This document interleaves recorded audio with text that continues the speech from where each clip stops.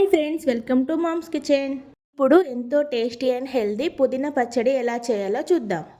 దీనికోసం stove on చేసుకొని ఒక ప్యాన్ పెట్టుకొని అందులో 2 టేబుల్ స్పూన్ల శనగపప్పు, 1 స్పూన్ మినప్పప్పు, ధనియాలు, కొద్దిగా నువ్వులు కూడా వేసి వేయించుకొని తీసి పక్కన పెట్టుకోవాలి.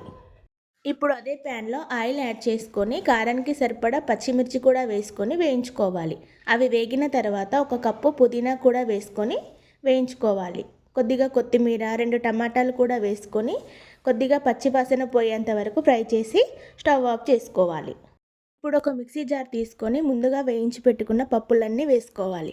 10-12 వెల్లుల్లి, 1 స్పూన్ జీలకర్ర, రుచికి సరిపడా ఉప్పు వేసుకొని మెత్తని పౌడర్లా చేసుకోవాలి. ఇప్పుడు ఇందులో మనం ముందుగా రెడీ చేసి పెట్టుకున్న పుదీనా మిశ్రమాన్ని కూడా వేసుకోవాలి.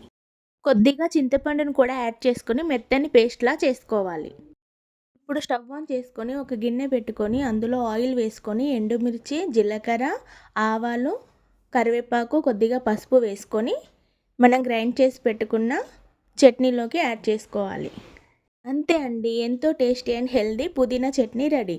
ఇది రైస్లోకి, చపాతీలోకి, టిఫిన్స్లోకి దేంట్లోకైనా చాలా బాగుంటుంది.